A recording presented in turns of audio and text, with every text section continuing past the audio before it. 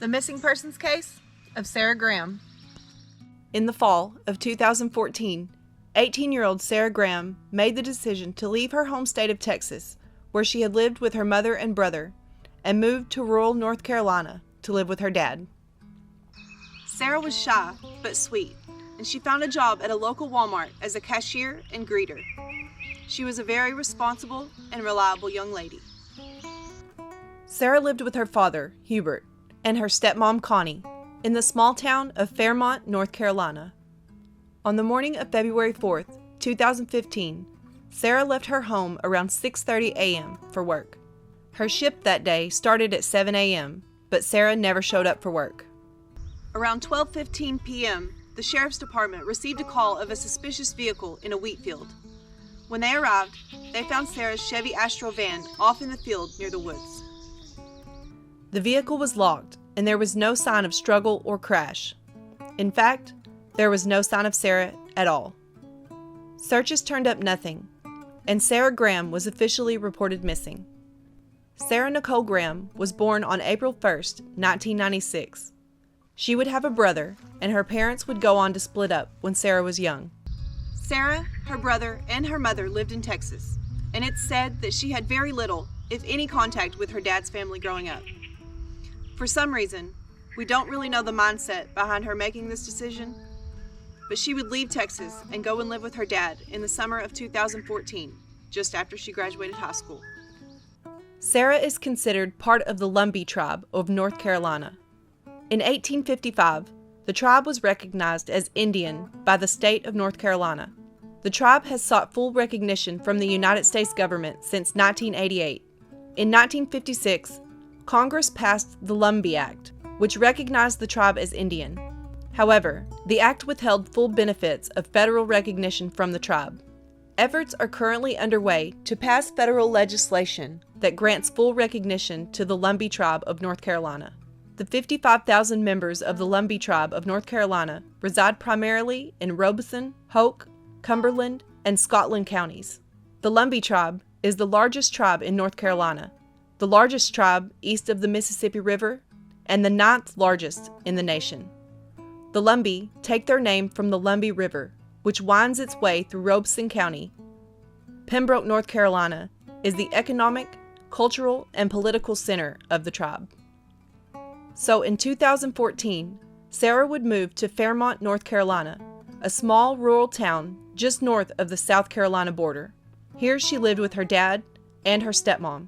And while she had a stepbrother, I can't confirm if he lived with them as well. There is very little known about the family dynamics here. Did they all get along? How was their home life? How was Sara adjusting to living in North Carolina, away from her mother and brother?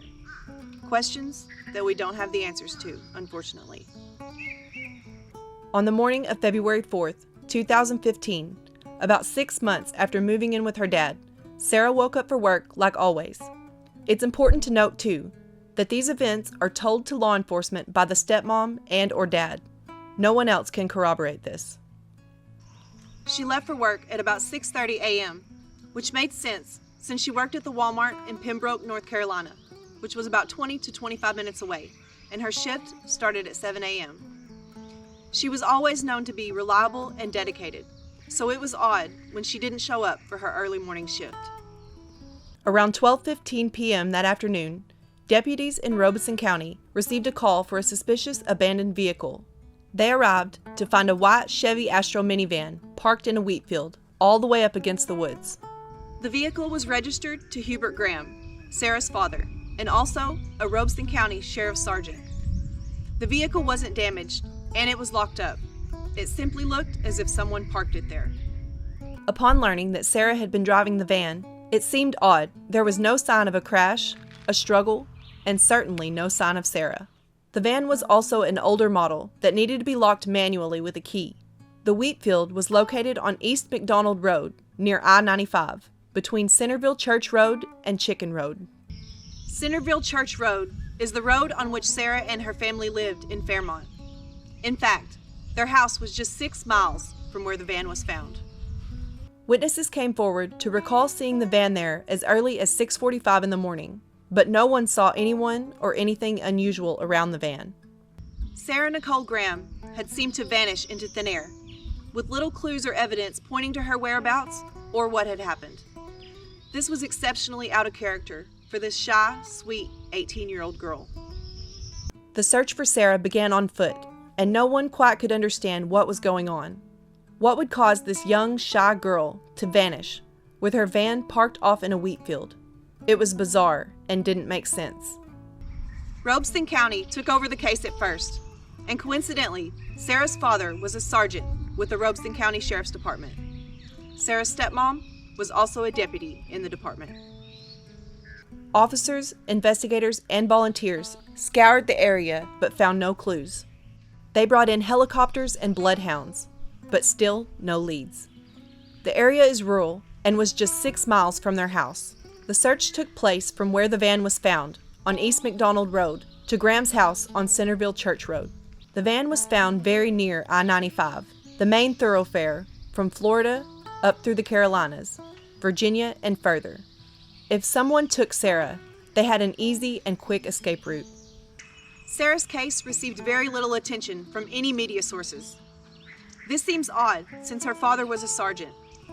Wouldn't he be pushing the hardest for answers into her disappearance?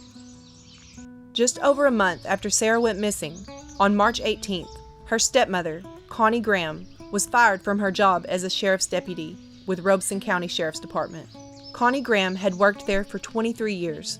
This did cause some eyebrows to raise within the community, but at the time, a statement was released that it was due to personal reasons within the department and had nothing to do with Sara Graham's disappearance.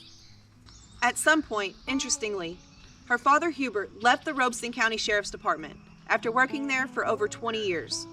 He took a position in a small town as a police officer. That small town, Roland, North Carolina, would be where he remains today. However, now he serves as the chief of police. Robeson County sits on the border of North and South Carolina. It's a large county, the largest actually in North Carolina when looking at landmass, and it's primarily rural. It's one of the main areas of North Carolina for the Lumbee tribe, with the tribal headquarters being in Pembroke, North Carolina.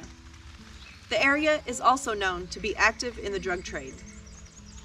It sits about halfway between Miami, Florida, and New York City on Interstate 95, making it a popular stopping place for traffickers. The county has just over 100,000 permanent residents, although it is known to be a place for migrant workers as well, with all of the agriculture there. There aren't a lot of large bodies of water, but there are many small ponds and such. The area is also named for the Lumbee River that runs through the county. However, the river is much further north in the county where Sara lived and where her van was found. So we have a very rural place with access to one of the most traveled interstates in the country. Her father, a sheriff's sergeant, and almost zero news coverage on Sara's disappearance. In early 2022, authorities stated that they had a person of interest, and it was hopefully just a matter of time before an arrest was made. While the person hasn't been publicly identified, many locals believe it to be Sara's stepmom.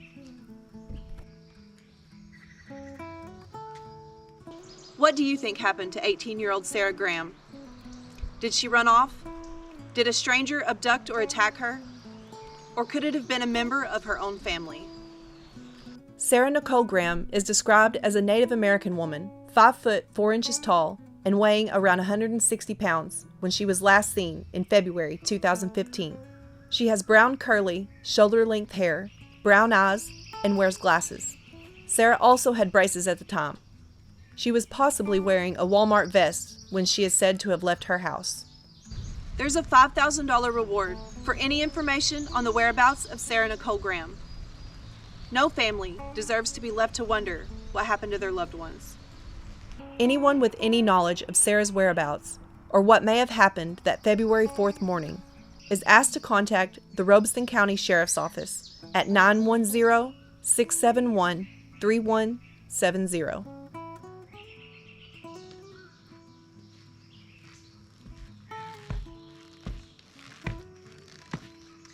Thanks so much for watching my video. If you haven't already, subscribe and come back every Sunday for a new video. Here's another video to check out in case you missed it, and here's a playlist of all my videos.